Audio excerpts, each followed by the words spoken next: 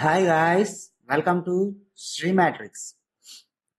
ఈరోజు మనం వీడియోలో ఇక్కడ చూసినట్టయితే మనం ఎక్సెల్లో రైట్ చూశారుగా. ఇక్కడ డేటా మనకి ఇలా 10th class sections, 9th class sections, 8th class sections, 7th class sections అనేటివి ఇలా మనం డేటా ప్రిపేర్ చేసాం. ఇక్కడ మనకు సీరియల్ నెంబర్స్ ప్రొవైడ్ చేయాలి అనుకున్నప్పుడు 1 2 ఇచ్చేసి మనం ఇక్కడ ఏవైతే ఈ నెంబర్స్ ఇలా కిందికి మనం డ్రాగ్ చేసినప్పుడు సో మనకు ఇక్కడ ఎంటీ ప్లేసెస్ ఏవైతే ఉన్నాయో ఎంటీ ప్లేస్లలో కూడా మనకు నెంబర్స్ అనేటివి రావడం గమనించవచ్చు. చూడండి, సో ఈ ప్లేస్లో మనకు నెంబర్ వచ్చింది, ఈ ప్లేస్లో నెంబర్ వచ్చింది, ఈ ప్లేస్లో నెంబర్ వచ్చింది, అలా కిందికి వెళ్ళినప్పుడు కూడా ఈ ప్లేస్లో నెంబర్ వచ్చింది. రైట్, ఇలా కాకుండా సో మనకి ఈ ప్లేసెస్ ఏవైతే ఖాళీ ప్లేస్ ఉన్నాయి కదా, ఈ ఎంటీ స్పేసెస్లో మనకు సీరియల్ నెంబర్ ప్రొవైడ్ కావద్దు. సో ఇక్కడ చూడండి ముందు షీట్లో, సో ఈ విధంగా ఓకే, ఈ విధంగా మనకు ప్రొవైడ్ కావాలి అనుకున్నప్పుడు ఏ ఫార్ములాను యూజ్ చేయాలి ఏంటి అనేది ఇప్పుడు మనం చూడబోతున్నాం.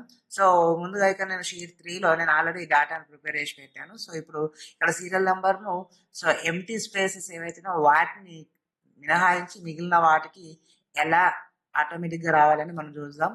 సో ఇప్పుడు చూడండి, సీరియల్ నెంబర్ దగ్గర సెలెక్ట్ చేసి right is equal if bracket open చేసి రైట్, సో మన ఏ సెల్తోనైతే మనం చాయిస్ చూస్తున్నాం అనేది ఫస్ట్ సెలెక్ట్ చేసుకోవాలి. ఇప్పుడు 10th క్లాస్ అంటే ఈ దాంతో కాబట్టి సో ఇక్కడ మనకు డేటా ఉంటే ఇక్కడ సీరియల్ నెంబర్ రావాలి.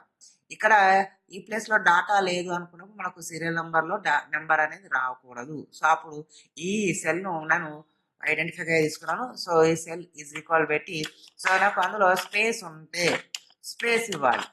రైట్, చూడండి స్పేస్ లేకపోతే నెంబర్ రావాలి కాబట్టి సో ఇక్కడ నేను కౌంటా ఫార్ములాను వాడుతున్నాను. మళ్ళీ ఇఫ్ ఫార్ములాలో కౌంటా ఫార్ములాను వాడుతున్నాను. కౌంటా ఓకే. సో నేను ఏ సెల్ను బేస్ చేసుకున్నాను, బి కాలంలో B2 కాబట్టి సో నేను ఆ సెల్ను నేను ప్రొవైడ్ చేస్తున్నాను. రైట్, చూడండి సో ఆ సెల్ నేను ఇక్కడ లాక్ వేసేస్తున్నాను. ఓకే, సో B2 సెల్తో ఫార్మాట్ చేశాను. సో దాంతోనే కంపేర్ చేయాలి కాబట్టి సో బి కాలంలో ఉన్న సెకండ్ చాయిస్ నుంచి అదే బి కాలంలో నేను టార్గెట్ చేశాను. అందులో ఎంటీ ఉంటేనేమో మనకు ఎంటీ ఉండాలి సీరియల్ నెంబర్ అనేది, లేకుంటే సో ఆ ముందున్న నెంబర్తోని మనకు సీరియల్ నెంబర్ అనేది ప్రొవైడ్ కావాలి కాబట్టి రైట్.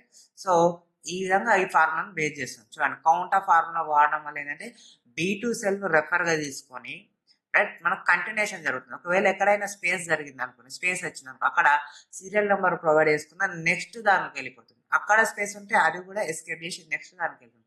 అక్కడ నుంచి ముందు ఏదైతే మనకు సీరియల్ నెంబర్ ప్రొవైడ్ అయిందో అక్కడ నుంచి కంటిన్యూషన్ కావడం జరుగుతుంది. చూడండి రైట్, ఇలా సో 1 నెంబర్ వచ్చింది చూశారు కదా. సో ఇక మనకి ఇది ఉంది కాబట్టి ఇక్కడ వచ్చింది. సో నేను ఇప్పుడు దీన్ని ఏం చేస్తున్నా, కిందికి తీసుకున్నా.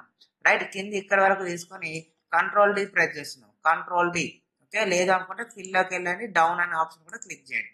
మనకి ఇక్కడ చూడండి ఆటోమేటిక్గా వచ్చేసినాయా. సో ఎంటీ స్పేసెస్ దగ్గర సీరియల్ నెంబర్ అనేది ప్రొవైడ్ కాలేదు. ఇక్కడైనా ఇక్కడైనా సో చూడండి కిందికి వెళ్ళినా కూడా మనకు సో ఇక్కడ సీరియల్ నెంబర్ అనేది ప్రొవైడ్ కాలేదు. రైట్, సో ఎక్కడైతే డేటా ఉందో అక్కడ మాత్రమే ప్రొవైడ్ అవుతుంది. సో ఈ ఫార్ములా మీకు నచ్చినట్టయితే సో మన వీడియోను లైక్ చేయండి. ఈ వీడియో చాలా మందికి యూజ్ అవుతుంది అనుకున్నప్పుడు షేర్ చేయడం కూడా మర్చిపోకండి. మన ఛానల్ మీరు మరోసారిగా చూస్తున్నట్టయితే సబ్స్క్రైబ్ చేయడం కూడా మర్చిపోకండి. ఓకే, సో అర్థమైంది కదా. ఈ సీరియల్ నెంబర్ ఫార్మాట్ ఇలా రావాలనుకున్నప్పుడు మన ఇఫ్ ఫార్ములాలో కౌంటా ఫార్ములాను కూడా వాడాను. Okay, so signing off.